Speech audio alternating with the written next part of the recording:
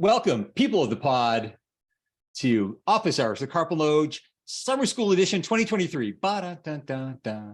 I, as always, am Peter Loge, an associate professor in the School of Media and Public Affairs and a communications consultant. And I'm joined, as I always am at this time, by Dave Karpf. I'm an associate professor at the School of Media and Public Affairs. I keep on waiting for Peter Loge to be somebody other than Peter Loge. It's Office Hours Summer School Edition. It's the summer, and this is what professors do in the summer. We just talk a lot.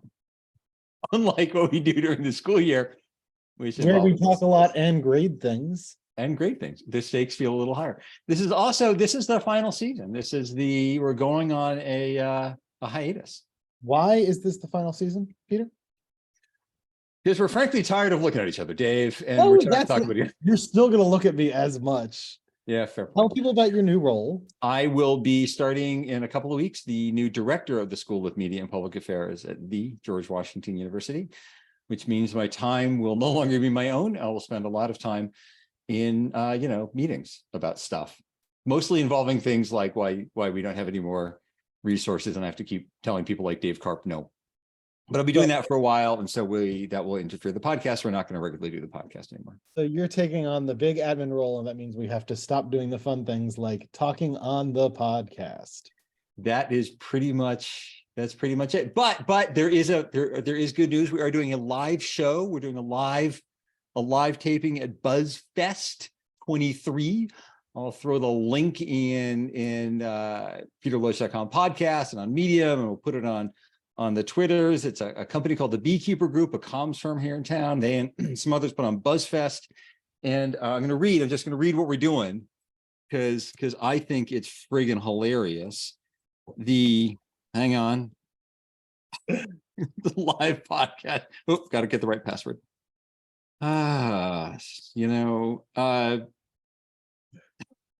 Preparation. All right. Look, the point is, there is a 3-day conference at the end of July in Annapolis, Maryland, organized by a company called the Beekeeper Group and others, and it's for advocates. The last session is us, and it is live podcast recording Office Hours with Karpf and Loge. Dave Karpf, PhD, and Peter Loge host a podcast called Office Hours with Karpf and Loge.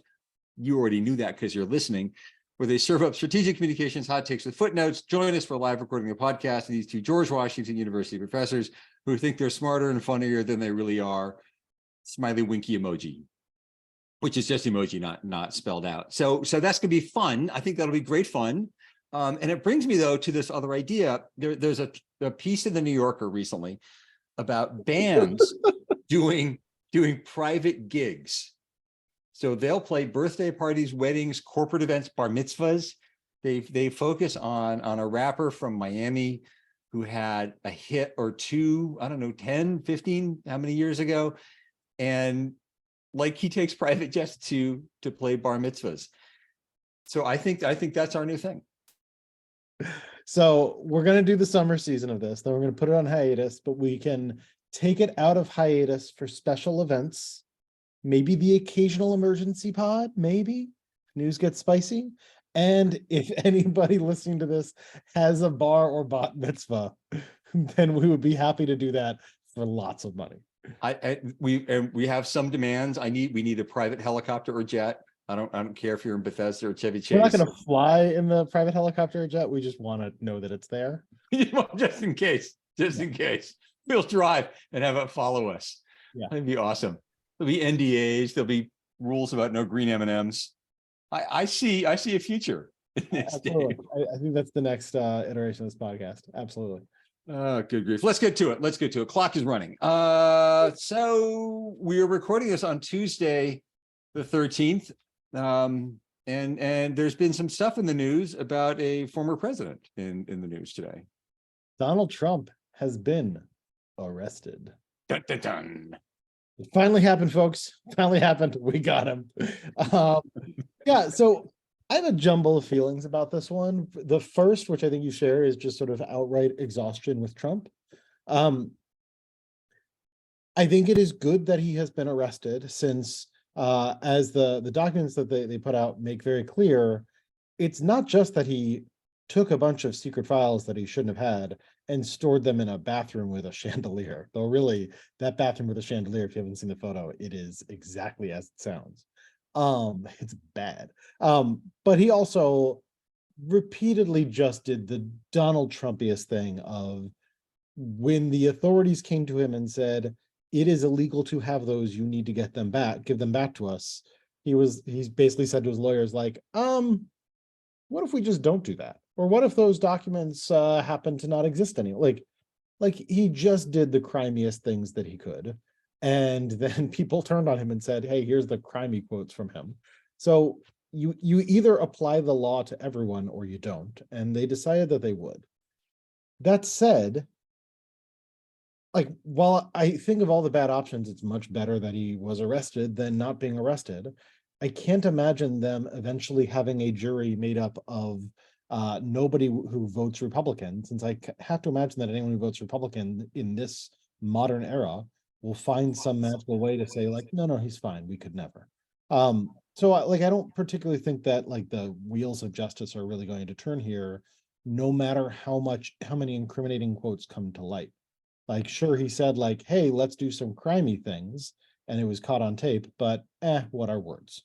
The other thing that I keep getting hung up on here is just, if you are one of his opponents in the Republican primary, if you're working comms for them, like, how do you approach this? Because he's the front runner. You're supposed to be going against the front runner.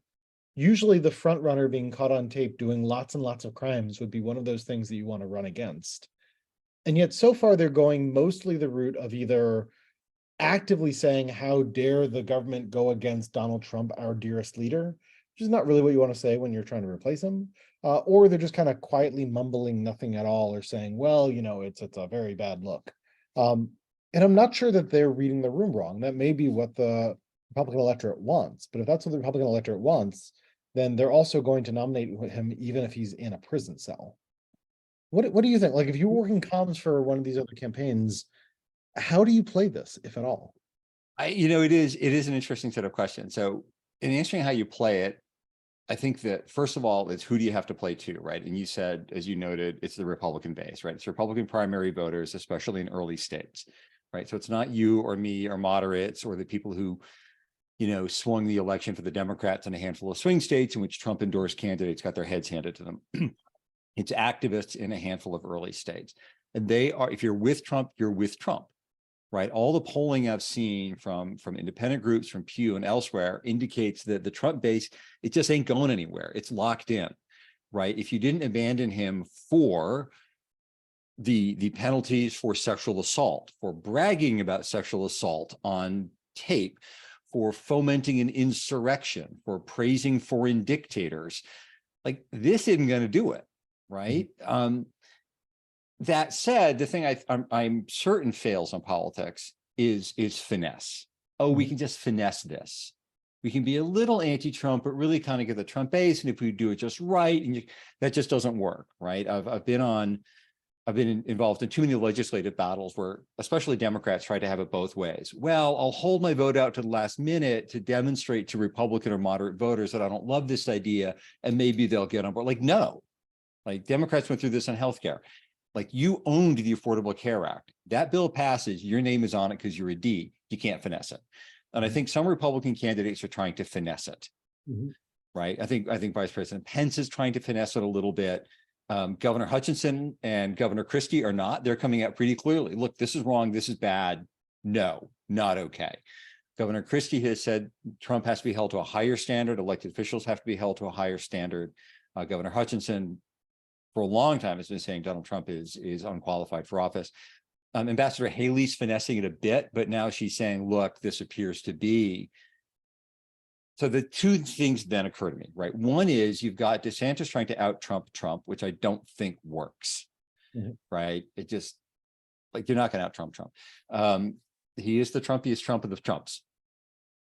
But I do think the more Republicans who come out against Trump in this, the easier it makes it for other Republicans to come out against Trump, right? One of the electoral lessons you and I have seen again and again, and the behavioral economics reminds us of, is that people are far more concerned about losing what they've got than they're willing to invest in getting something new. And what people are worried about is incurring the wrath of Trump's base. They don't want to lose support. They don't want to lose what they've got. if it's okay to attack Trump and you don't lose votes, people will be more willing to attack Trump. Mhm. If it's beneficial to attack Trump, that's also terrific. Yeah. But I think that if Republicans see that other Republicans are coming out against Trump and not being burned at the stake, more Republicans are going to come out against Trump. So if I'm a comms guy, I'm saying, like, I would take the non-Trump road, but do it in a way that says we've got to move past Trump, the way McConnell is. We got to move past Trump. These charges are serious. Let the Department of Justice do its job. In the meantime, let's focus on things that matter to Americans. Because like Dave Karp, we're all really exhausted. Yes. Let's talk about jobs, schools, healthcare, that kind of thing. What do you think? So I do want to note to you, no one has ever had mass appeal by using the phrase like Dave Karp. I can tell you, just not mass appealing. Check my book sales. Your Substack numbers would belay that. Belie that? Belay that? Belie that. Belie. Which is my Substack, which is worth every penny. It's free. So two thoughts related to that. One is I could see trying to focus in on a past future like frame where you kind of say like look, I don't think it's great that the Biden administration is starting to jail its enemies. I think that is a terrible road to be walking down. That said, like, we're the future, the Republican Party is the future of this country, yada yada yada. I'm tired of fighting this last war, right? Because if you want to, like, if you don't want to be finessing, but you also realize I'm not going to beat Donald Trump in the primary by saying a lot of very anti-Trump things, I think the thing you probably try to peel off is a segment of the Republican base that wants to love Donald Trump in the past tense, right? Like wants to say like, yeah, we were diehards for that. We're ready for the next thing. Like, I think that's probably the frame that I would want to start developing is this idea of like the Republican Party has a bright future. Let's stop talking about 2020 already, right? Like, because that's the bit that you really want to say there is like, we lost in 2018 and in 2020 and in 2022. We didn't really want to admit the losing, but like, we're a little tired of the losing. Let's go ahead and do the next thing, and my candidate's the next thing. So I could see maybe trying to play it that way, but like, it's difficult. The other thing I want to point out, so there's two other bits that come up for me there though. One is you're not really appealing to early voters yet because this is still June. Voting doesn't even happen until 2024, right? So at this point, we're mostly talking about donors and activists and media. You want to do things that play in those audiences. But the one indicator that stands out, there was a bunch of worry since they announced, he announced last week that he's going to get arraigned on Tuesday. And so the question was, are the mobs going to settle in Miami and cause a big ruckus? And he basically tried to call for it on Truth Social. The reporting I'm seeing is that more reporters than protesters showed up at this. So that's another indicator of, the Trump diehards that Republicans most fear, not because of their votes, but because of their potential violence, like the people who sacked the Capitol. Like a lot of them are in jail or their friends are in jail and they'd kind of like to not be going to jail. And so they're a little less eager to break laws and throw things. That again, like if I'm one of the other candidates, that should have me towing towards, maybe people are ready for the next guy. Let's line ourselves up as the next guy. I think that makes a lot of sense, but you've got to do that, as you say, in a way that I'm not sure I'd talk about Trump at all. I think the past future framing would make the most sense. It's time, America needs to move beyond the past. We've got to move beyond, like we've got to move beyond the pandemic. We've got to move beyond the supply chain problems. We've got to move beyond. Now is the time to focus on building a bridge to the future, to coin a phrase from the last guy who ran for office saying he'd make America great again, Bill Clinton. Yeah. There is a bit of a nuance though. Voting doesn't start for a while, but the debate rules, I'm not sure that the debates are going to happen or that Trump is going to participate, but the debate rules are you have to get a poll at a certain level. And I think there's also a certain amount of donors and numbers of donors. So you've got to be building base and money and donors now and getting some elite attention to make it even to the debate stage. Yeah. And that early game does matter. And I also think that if somebody is able to maybe not break out, but at least begin to make a run at DeSantis, who has a clear lock on second, if they can do that by being not Trump or anti-Trump, then others may follow. Mhm. I mean, the concern all along for people who believe in little d democracy is the same thing's going to happen next time that happened last time, right? Most Republican primary voters will not support Trump, but those voters will be evenly distributed among a dozen candidates. So Trump is going to win with a plurality, but a minority of the vote. And part of me secretly hopes that all of these Republicans in the race, all the governors, the former ambassadors, the entrepreneurs, whatever, have a blood pact that whoever finishes second in New Hampshire gets the nomination. Like everybody then drops out and immediately, I know it won't happen. Won't happen. Part of me thinks just like, hey, like pinky promise, everybody's in, whoever finishes second, we got to take this guy out for the good of democracy, for the good of the Republican Party. Yeah, I mean, you have Trump supporters at rallies yelling, lock her up. That's like a 2016 refrain. That's like, come on. Yeah. Though I do want to say I'm talking myself in circles here because I already no longer like my past future framing, because as I think about it, that works fine if you're going to the Democratic base. But if you're going for the Republican base, which is mostly like angry white boomers who have been watching a lot of Fox News and are mad about the kids these days, saying you're the candidate of the future and you don't want to dwell on the past actually is probably that's actually probably a terrible messaging. But you could do it by so you hit on a really good rhetorical point, and Richard Weaver, little c conservative rhetorical scholar, wrote about this a lot, and he actually argues it's the most ethical and effective kind of rhetoric. Is you draw on transcendent values, but you put it in a current context. He calls it appealing to historical man. But if you can say we need to reinforce traditional Republican values, which means moving past this moment into a future where we can reinforce the values of the family, faith, small government, but if we continue to have these bickering fights about an election that just happened, we will never get back to a point where we can reaffirm American values. Together, America can only go forward if we reaffirm these values, right? And it's a classical rhetorical frame. Biden ran on restoring the soul of America. This is kind of what we do, and that could be because I think everybody's tired of Donald Trump. Nobody wants Trump or Biden to be the nominees, right? Biden's going to be the Democratic nominee. It's going to be the nominee, and I think everybody's fine with it. I think people are like, oh my God, another old, he's like 80 something, but like, Cornel West, please just stick to writing, like really insightful, really smart writing. But here we are, right? The Republicans can actually make the case that we can move beyond, Trump. Anyway. As an aside, since you're mentioning old Republican values, just reminded me, Pat Robertson just died during Gay History Month, which I think means that the gays won. Wow. Gays won. I'm confident that I offended 0 gay people with that statement. No, I'm just saying it's kind of a harsh take. Wow. Robertson died, the gays. If anybody reads everything that anything that Robertson has said about LGBTQ people over the years, less harsh than all the shit he said. No, I know that. I'm with you. Don't agree with the guy, but wow, yowza. All right. Like everybody else, I'm tired of talking about Donald Trump. Can we talk about something other than Donald Trump, please? What do you want to talk about? It's funny you should ask. I want to talk about Red Bike Guy.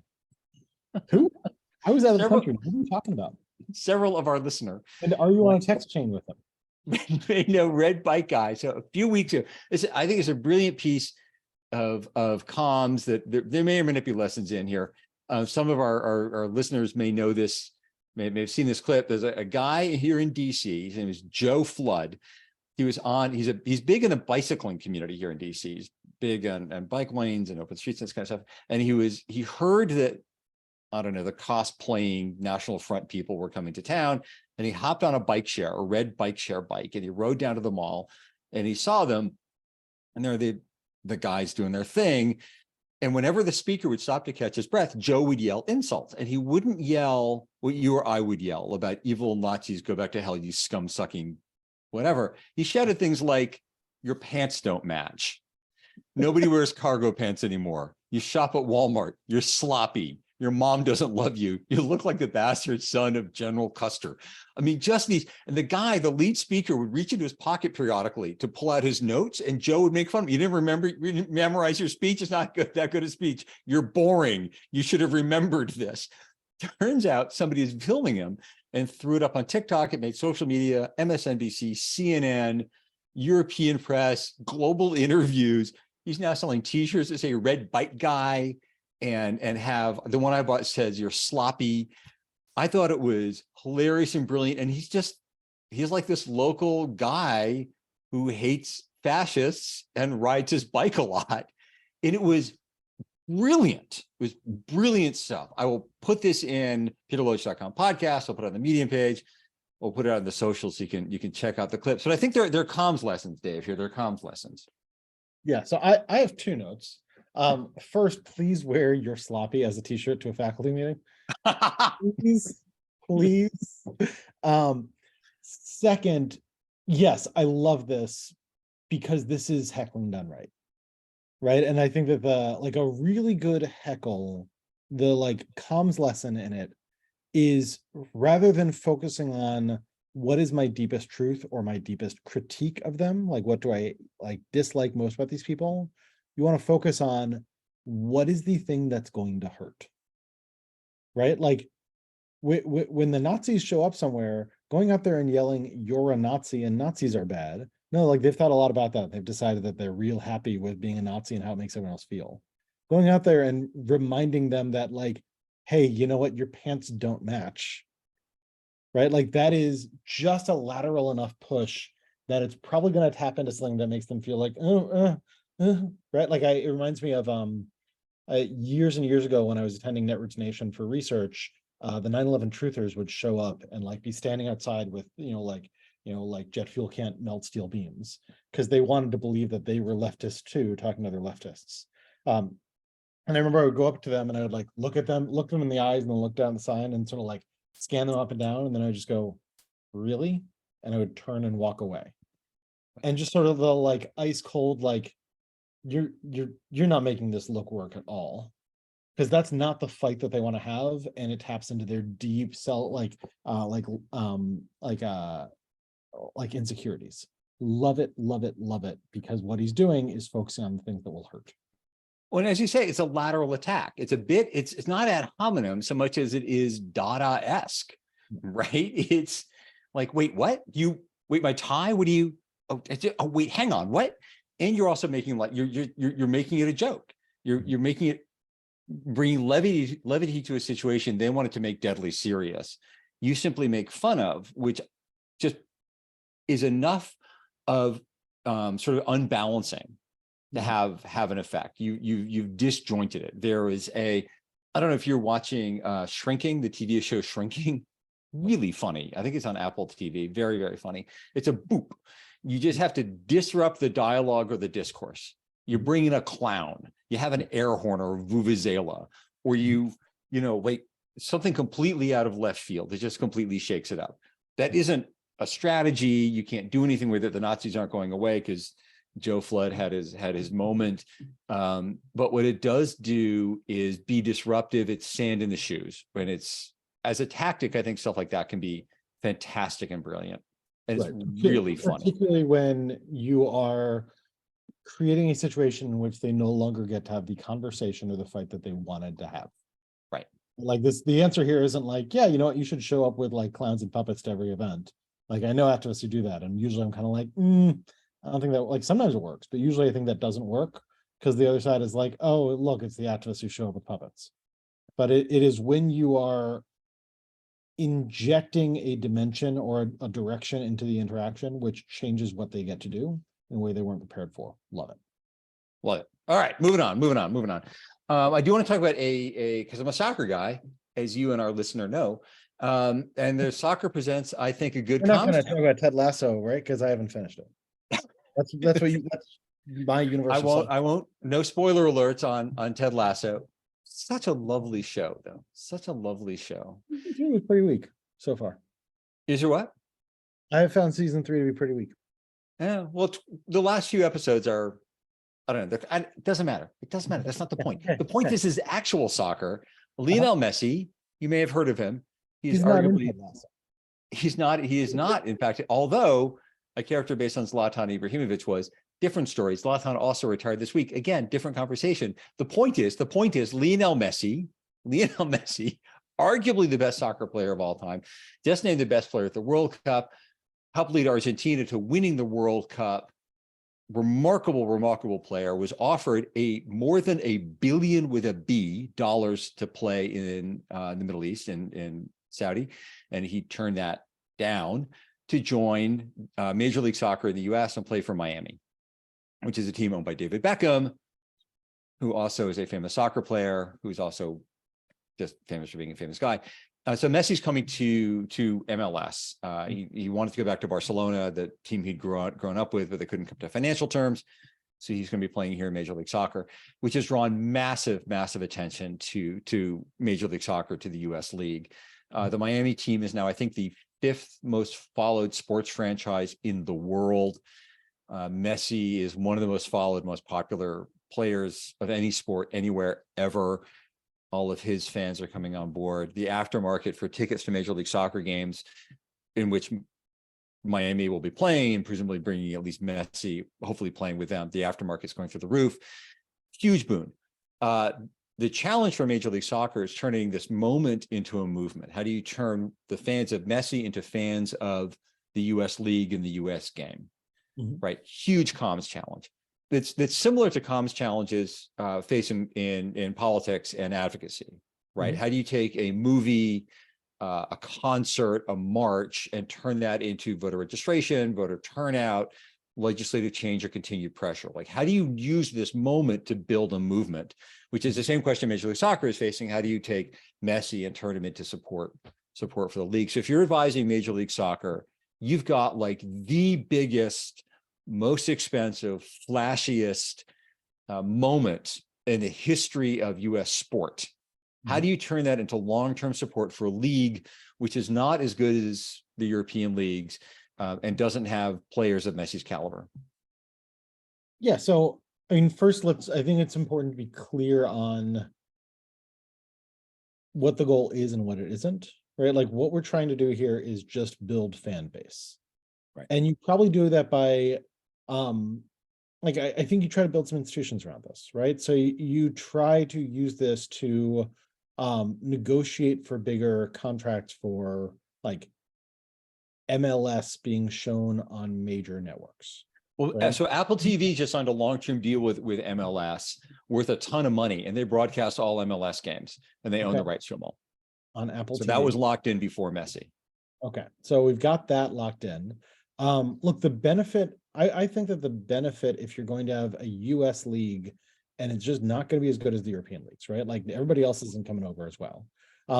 So if the teams in the US aren't as good, the thing you do have is really convenient times, right? It is not easy, I would imagine. Like I don't get to watch any live sports anymore because my children are small and they watch all the Disney all the time on the TV. Like my TV barely, I didn't even get to watch the NBA playoffs almost. It was very sad.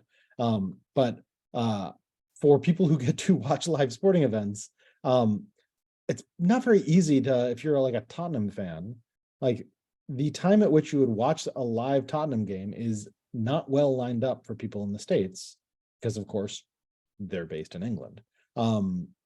So I think you try to build on that what you want is diehard fans both showing up to games, but also talking about them because they are watching the broadcasts. And so I think you want to try to sort of like build up fan bases, since like, look, this is exciting stuff to watch and you can watch it with people. But then beyond that, it comes back to sort of like less political comms than more sort of standard comms. Like if your one star is Messi, then that's going to be an awful lot like a Kobe Bryant farewell tour or a Michael Jordan farewell tour. Everyone's just showing up for that one thing because people already love it. What you really need is to market the hell out of a few younger stars and try to get some drama in there so people will tune in for that drama, right? Like there need to be other iconic faces.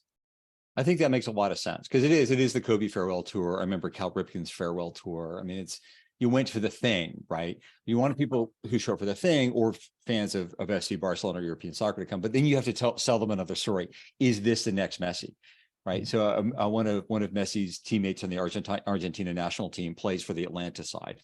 And so like, hey, Messi's teammate, or here are these young players coming up through. The games have to be exciting enough and dramatic enough. And I think you're right with individual and personal storylines to make people want to keep coming back. And also a live sporting event means you're with other people, right? And the atmosphere has got to be good. The stadium is packed. Soccer stadiums are notoriously boisterous and a lot of singing and a lot of that kind of stuff, because the quality on the field isn't going to be as good. It's just not. But the experience itself can be exciting. And it's also at a time the US League plays over the summer when most European leagues don't. Right. So if you're a soccer fan, you'll get up at 7 a.m. to watch Tottenham Hotspur. I won't, because I'm an Arsenal fan, but one could, if one were a bad human being, get up at 7 a.m. and watch Tottenham Hotspur. Season's over. But now what I can do on a Saturday night is go to Audi Field and watch my beloved DC United. And it's fun and it's exciting. And if Messi's there and the stadium's packed, it's going to feel more exciting. But MLS has to continue to sell the excitement. And I think you're right with the individual stories. Otherwise, you're going to see a huge spike, sell a lot of T-shirts, aftermarket tickets, whatever. Some fans will continue to stay because, hey, this is pretty cool. This isn't bad, but there'll be a huge drop off. What you want to do is stem the drop, right? And I think a mistake the league will make is think, well, automatically this will happen. They'll come and they'll think, look, this is great. They won't. Or worse, hey, this is the peak. This is the new normal. Like, no, everyone's going to say, I saw Messi. Yeah. Now I'm going to go do something else in my time. I'm going to the new Spider-Man movie. Yeah. Yeah. And I think that's also, like, if I was advising them, one of the things they would really want to do is sort of calibrate expectations, right? I think American soccer has been waiting for the flashpoint moment where, like, people in the US go nuts for soccer the way people in the rest of the world are. And it keeps on not happening. That keeps being a disappointment. But also the line has been going up. Like, soccer is more popular now than it was 10, 15, 20 years ago. What you want to do, I think, is use this as a moment to get some extra people paying attention to it, have a good enough product with a bunch of stories that you can tell and sell, so that you then just keep having the line go up after this flashpoint goes away. Because you're not, particularly in 2023 America, you're not going to build the culture of rabid fandom and togetherness that other countries have built up over decades and decades, or that we already have around football, around basketball, around baseball, just because that takes a lot of time. So what you want to do is say, like, okay, if we're going to have a bunch of people sort of stop by and look for a little bit, how do we make this an experience that keeps 10% of them really into this for a while later? I think that's also right, which is also the important lesson for comms people in politics, is it's a slow build. You talk about this a lot, I know, in your writing in your classes, it's building power, right? So in the North American Soccer League, NASL tried to do the big bump. We had Pele, we had Beckenbauer, and it turned into this team of all-stars. I remember going to some of their games as a kid, watching the Connecticut Bicentennials play my hometown stadium. Dropped off. League vanished, burned through a ton of money. Major League Soccer starts, builds. Beckham comes in, and they build around Beckham. David Beckham was the global brand, remarkable player, England player, married to one of the Spice Girls. He's now owner of the Miami franchise, and they built. Right now, Messi's coming into an established product. I think you're right. It's got to be like it's a full step up. Right, we're on a slope, we're at a full step up, but we still have to keep building and keep building. And I think Major League Soccer has done a good job of that. But for the marketing people, you build. And the same happens, I think, in comms. There's no moment, oh, well, this is it. Oh, well, this shooting will be the one that finally gets us to gun control. Right? No, or this movie is finally going to put us over the top. No, what it'll do is you'll bring some more people, you give them something else to do, you continue to engage them, and you build the movement, and you build so that in 5 or 10 years, it looks like you're an overnight success, having put in 15 years worth of work that nobody noticed. And I think one thing that with sports that brings up for me is I haven't done a lot of thinking about what modern fandom looks like. I know that, one of the things that drives modern fandom, that drives sort of intense engagement around, like, baseball and football and a little bit basketball, is fantasy football, right? Like, there are people who are very into this stuff. They are diehard fans because they have found this other thing to do. I don't know if there's fantasy soccer. I'm not sure how the points. Yeah, there is. Yeah, there is. There's actually there's fantasy soccer. There's a fantasy game, Soccer Manager, which is really relatively sophisticated. FIFA, the video game, is I think the most popular video game in the world. and professional players advertise it, they advertise through it and on it. Globally, it's pretty sophisticated. The challenge of fandom is, in the US, we're drifting, so we'll stop soon. But not only do we not have the history, soccer has been in the US for a long, long time, more than 100 years, but we also don't have the cultural ties the way they do in a lot of the world, right? So Celtic Rangers in Scotland is Catholics versus Protestants, historically, not anymore, but historically. The Boca Juniors River Plate rivalry in Argentina is typically the working class versus the elites. Athletic Bilbao Athletic Club, which is a team I follow, is only signs Basque players. Real Madrid is historically Franco's team. FC Barcelona is historically the Catalan separatist team. You've kind of got these built-in things. And in the US, you got some of that with some teams in some sports, right? The Eagles, a little bit. Yankees are only supported by terrible human beings, that kind of thing. Yes. Yeah. All right. Enough of the ranting. This has been summer school. So thanks for tuning in to the summer school. Anything you want to plug for the summer school stuff, or with the summer reading things our students should be doing? Read my Substack. I'm writing fun things on Substack. I'm going to continue to write them. Please, though the pod will end at the end of the summer, the Substack will continue to go. So davekarp.substack.com. Hey, subscribe. No better time than now. I'm still on Twitter at PLOGE, but who knows for how much longer, because oh my God. Thanks everybody for tuning in. I have basically stopped using Twitter. It's gotten both annoying and just no longer interesting. I wonder if Twitter will finally end before our podcast does. Well, if I could get on this other thing the cool kids are on that I don't have the codes. I mean, look, you just need somebody with an invite code. You're Petri department chair. You got to trade me something for it. We'll do something for it. I won't change the lock on your office. All right. This is really when we're done with. So thanks everybody for tuning in. We'll see you hopefully in Annapolis in a few weeks. The link will be in, I don't know, where I'm going to put links now that have been guilted out of Twitter. We'll be back in 2 weeks with another. We'll be back in 2 weeks. We'll see you at the end of July live. You'll read Dave's Substack, and we'll continue to talk about stuff and things. That's a week close. We're done. Good night, people. Bye.